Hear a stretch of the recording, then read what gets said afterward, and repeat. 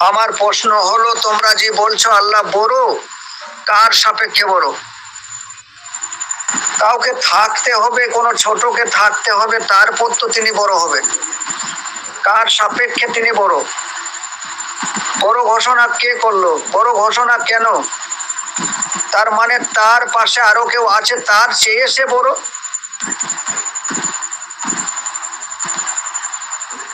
তা যদি কারোর সঙ্গে পাল্লাপাল্লি হয়, কারোর সঙ্গে যদি আমাকে ডিস্টেন্স মাপতে হয়, তার যোগ্যতা মাপতে হয়, তার উচ্চতা মাপতে হয়, তাহলে তো কেউ আছে। এটাই তো শিরিক।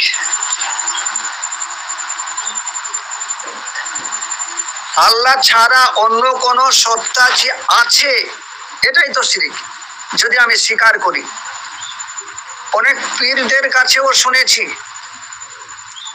শুনেছি বলতে তার কাছে আমি দরবারে যে গিয়ে কথা বলিনি, সোশ্যাল মিডিয়াতে শুনেছি। আলাদা আলাদা সত্তার কথা বলে। আল্লাহ ছাড়া যদি অন্য কোনো সত্তা থাকে, এটাই তো তাদের হিসাব অনুযায়ী শিরিক করা হয়ে যাচ্ছে। তাহলে যে আজান ধ্বনি আমাদের কাছে আসছে, সেই আজান ধ্বনির মধ্যে যে আমরা ঘোষণা করছি আল্লাহ বড়, আল্লাহ সর্বশ্রেষ্ঠ, আল্লাহ মহান, আমার প্রশ্ন কার সাপেক্ষে? কে আছে? কার সঙ্গে তোমরা মাপামাপি করলে? কার সঙ্গে ওজন দেখাদেখি করলে? বড় ঘোষণা করলে তাকে।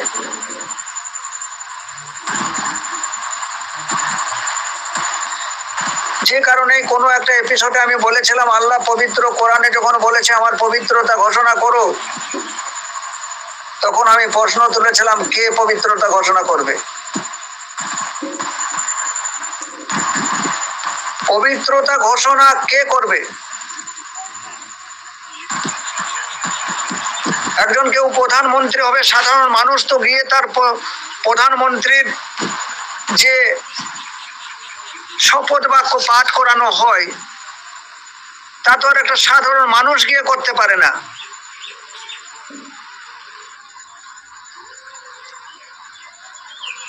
তার সমতুল্য কিংবা তার থেকে উঁচু কাউকে থাকতে হয়, সে পবিত্র ঘোষণা করবে। তো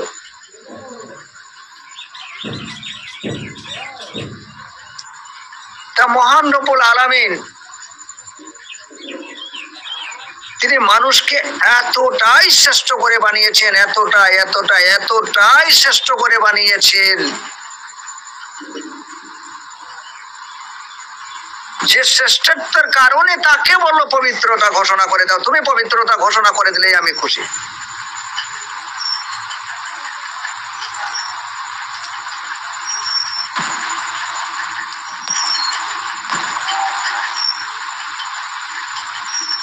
মানুষকে যার জন্য পাঠানো হলো, যে কাজের জন্য সে এসেছে, সে সম্পূর্ণ সেখান থেকে সরে গেছে, সম্পূর্ণরূপে সেখান থেকে সরে গেছে।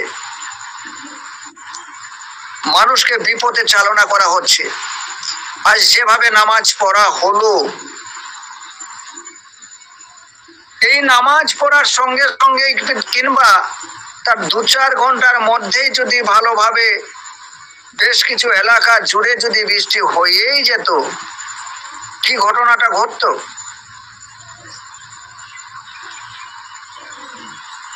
এই যে তারা নামাজ পড়লো, তারপরে তারা দোয়া করলো, এবং সাংবাদিকদের সামনে বলতেও শুনলাম যে মহান রব্বুল আলামিনের কাছে আমরা নালিশ করলাম, আমাদের বৃষ্টির একান্ত প্রয়োজন।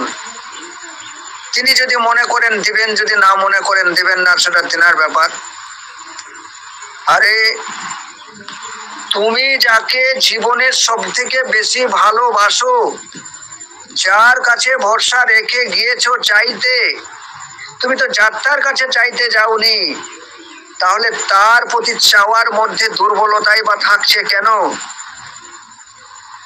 যে চেয়েছো তার কাছে, যে প্রত্যেকটা মুহূর্তে তোমাকে লালন পালন করছে, তোমাকে সৃজন করেছে, তোমাকে বাঁচিয়ে রেখেছে,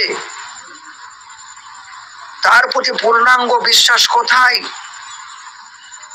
যে আমাদের যেটা কাজ আমরা করে দিলাম, এবার আল্লাহ যেটা কাজ তিনি যদি মনে করেন করবেন, না হলে করবেন না। এই কথার মধ্যে দিয়ে আল্লাহকে কি আমরা ছোট করে দিইনি? যে আমি এমন এক বাড়িতে, আমার টাকার দরকার, কিন্তু এমন এক লোকের কাছে আমাকে চাইতে যেতে হয়েছে যেখানে আমার 100% বিশ্বাস নাই, দিতেও পারে নাও দিতে পারে, তার ইচ্ছা দেখি যাই একবার চেয়ে দেখি। এমন অনেক জায়গায় আমাদেরকে দুভোর সাথে যেতে হয়তো আল্লাহকে তাদের দলে সামিল করে দিলে। কেন বৃষ্টি হচ্ছে না? তার কি বিজ্ঞান তথ্য নাই?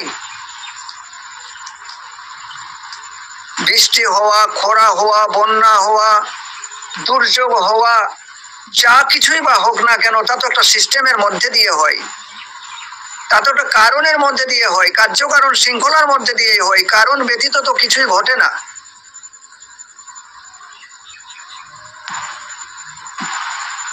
যে কারণে তোমাকে পাঠানো হলো সেই কাজ তুমি ভুলে গিয়ে তুমি কপাল ঠুকছো, কপাল ঠুকছো বসে বসে, আর হাত পাচ্ছ। হয়ে যাবে বৃষ্টি?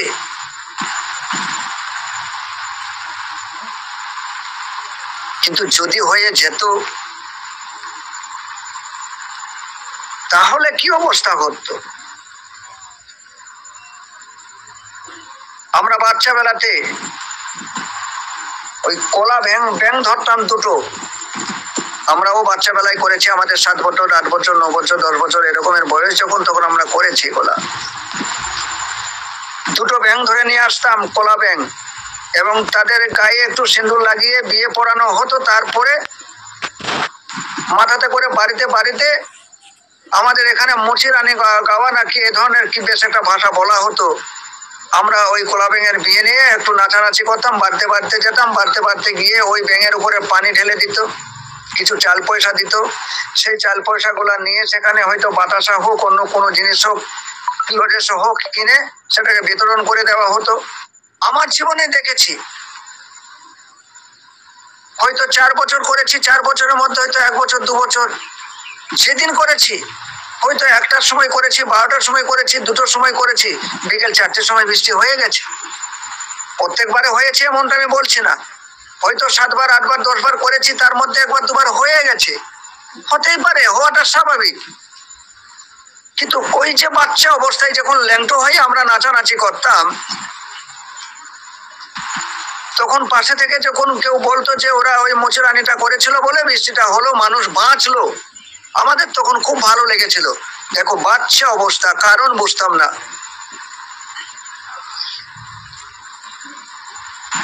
আজ এই জায়গায় আছে তারা, যদি বৃষ্টি হয়ে যেত এদেরকে আর ঠেকানো যেত না। কতটা ভুলের মধ্যে আছে, একেবারে জাকির নায়েক পর্যন্ত, যাদেরকে আমরা খুব উচ্চ আসনে বসিয়ে রেখেছি, আজহারি, জাকির নায়েক, তারা পর্যন্ত এই দলে সামিল। তাদের কাছ থেকে ইঙ্গিত এসেছে যে খরা থেকে মুক্তি করার জন্য, বাঁচার জন্য নামাজ পড়া দরকার, একটা বিশেষ নামাজ পড়া দরকার। এই অবুঝ বাচ্চারা আমাদের সমাজ চালায়, আমাদের মাদ্রাসা চালায়, আমাদের মসজিদ চালায়, আমাদের বিশ্ববিদ্যালয় চালায়, আমাদের দুনিয়া চালাচ্ছে, আমাদের দেশ চালাচ্ছে।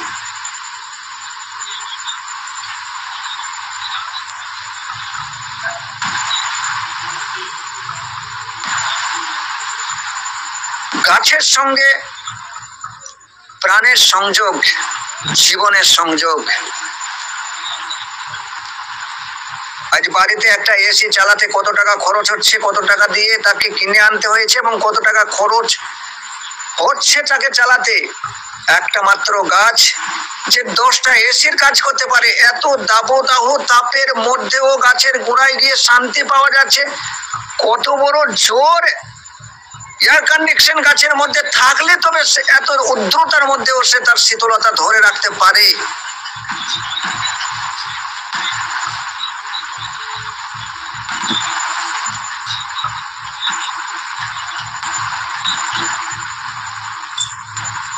পশু পাখি, কীট পতঙ্গ, গাছপালা, এই জগৎময় যাহা কিছু আছে কোরআন স্পষ্ট ঘোষণা করে দিয়েছে যে আমার সৃষ্টির জগতের রহস্য খুঁজো। আমার সৃষ্টির জগৎকে নিয়ে তোমরা ভাবো, গভীর ভাবে তোমরা রিসার্চ করো, মনোনিবেশ করো, সেখানে আমার নিদর্শন লুকিয়ে আছে। দেখো, ওখানেই আমাকে তোমরা দেখতে পাবে। আল্লাহ স্পষ্ট ঘোষণা করেছে, আল্লাহ বারবার বলেছে, যে আমার সাক্ষাৎ নিতে চাই না, গ্রহণ করে না, বিশ্বাস করে না, তারা কাফের, তারা জালিম।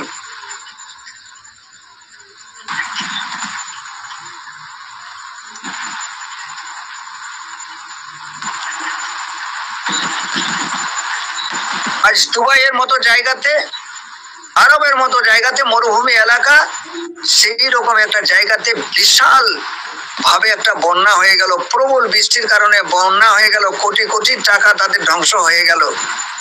সোশ্যাল মিডিয়ায় প্রবেশ করলে দেখতে পাবে যে ওখানে নাকি মন্দির করেছে, তার জন্য এই ঘটনা ঘটেছে।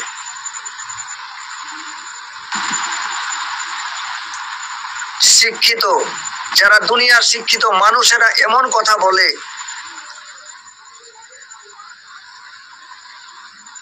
ঘৃণা লাগে তাদের কথা শুনতে, যে মন্দির করেছে তার জন্য এই দুর্দশা। আমরা ভারতবর্ষে বাস করছি, এটা হিন্দু রাষ্ট্র, তাহলে এখানেও তো একটাও মসজিদ থাকার কথা নয়। তাহলে তারা যে মাঝে মাঝে মসজিদ গুলা ভেঙে দিচ্ছে, তারা তো ঠিকই করছে, কারণ তাদের বিশ্বাসের মধ্যে, তাদের ভাবধারার মধ্যে তো মসজিদ পড়ে না। আমাদের ভাবধারার মধ্যে যদি মসজিদ, মন্দির না পড়ে,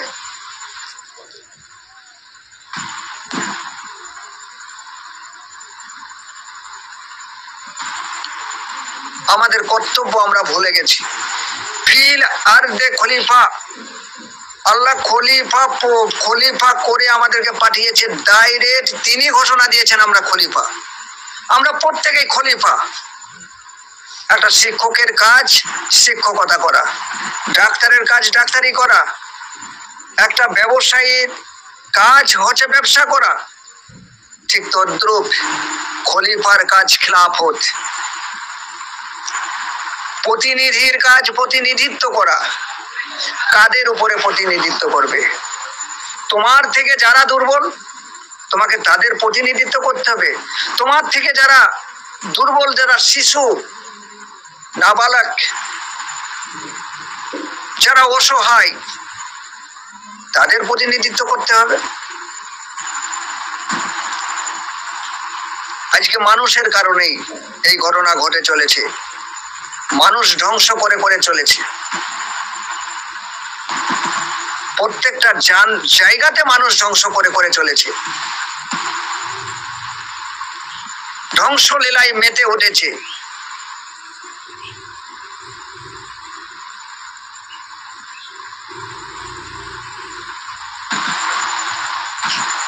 তোমাদের উদ্দেশ্যেই কথা বলা,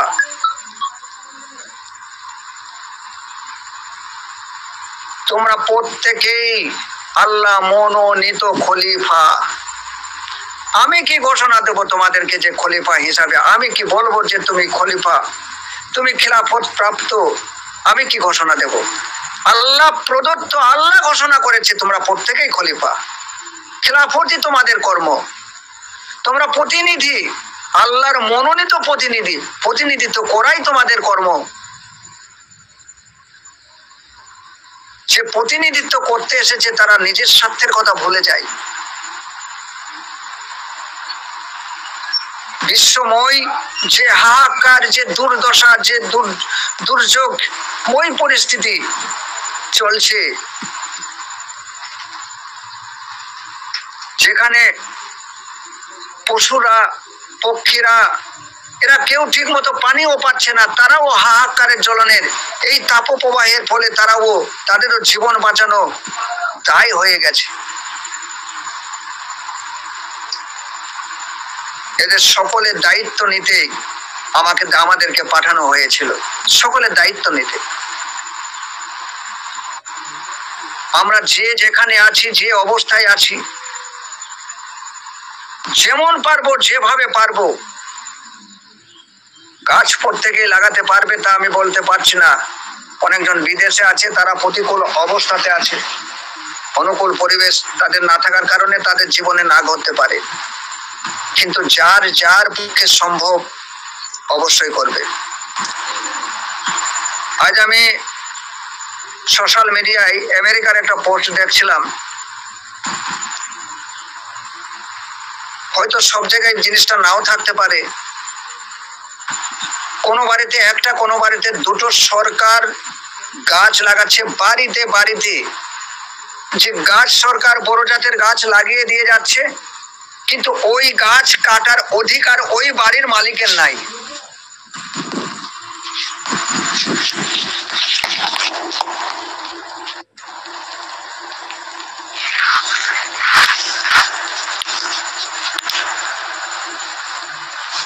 হয়তো আমেরিকার সমস্ত জায়গাতে না থাকতে পারে, কিন্তু যে জায়গাটা দেখাচ্ছিল সে গাছগুলাও দেখাচ্ছিল, বেশ কয়েকটা বাড়ির দৃশ্য দেখালো, বাড়িগুলো দেখালো, কোনো জায়গায় দুটো লাগানো, কোনো জায়গায় একটা লাগানো, কোনো কোনো বাড়িতে।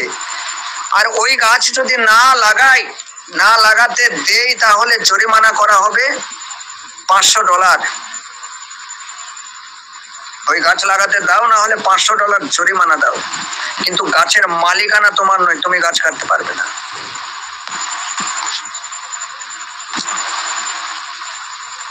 আমি তো মনে করছিলাম প্রত্যেকটা দেশের এমন কঠোর আইন হওয়া দরকার, আর তা না হলে ভবিষ্যৎ প্রজন্মের জন্য আমরা আর ভূতল রেখে যেতে পারবো না।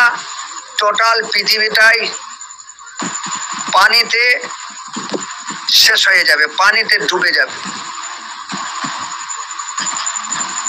আজ আরবের দুবাইয়ে যে ঘটনাটা ঘটে গেল, সেখানে গাছ নাই, এত বৃষ্টি কেন? বিজ্ঞান তার তথ্য খুঁজে অবশ্যই বার করবে। তবে এটা অবশ্যই এর সঙ্গে সংযুক্ত আছে,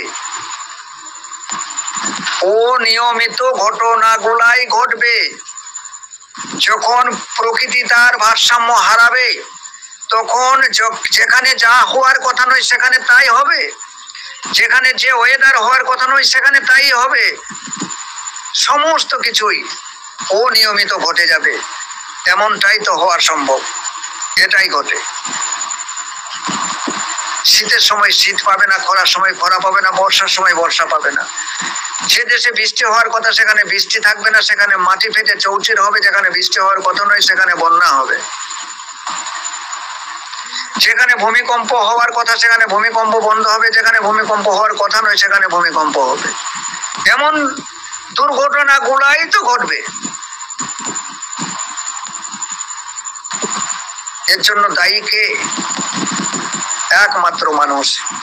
আল্লাহ যাকে সর্বশ্রেষ্ঠ করে বানিয়েছিল, যাকে প্রতিনিধিত্ব করে পাঠিয়েছিল, যাদের জন্য ফেরেশতারা বলেছিল ওই ফাসাদকারীদেরকে সৃষ্টি করো না, যদিও ফেরেশতা একটা ভাবার্থ।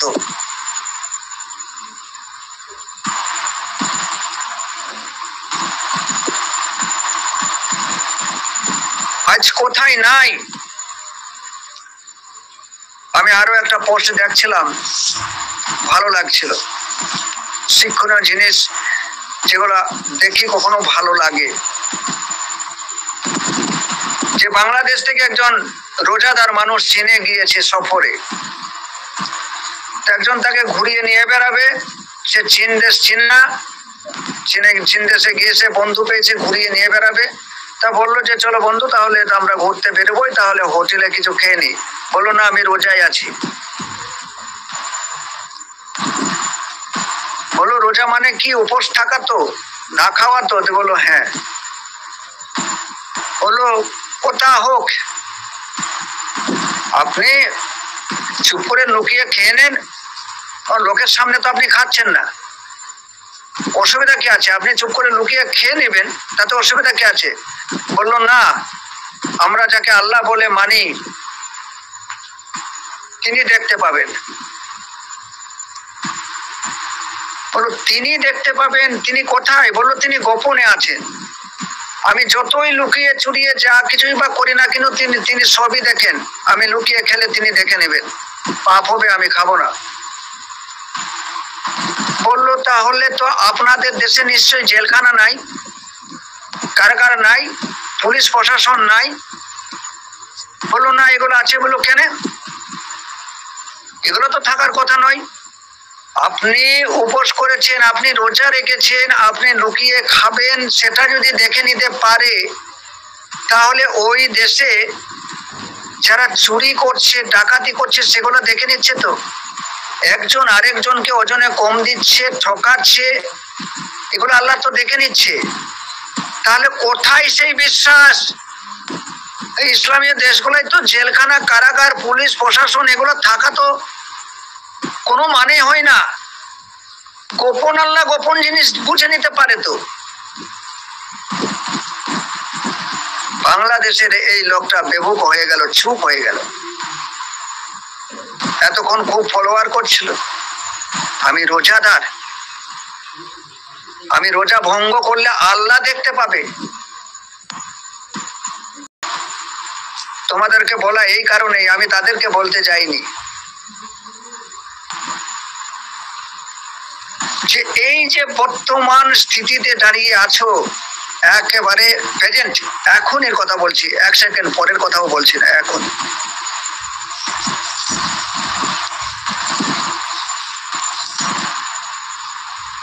এই মুহূর্তে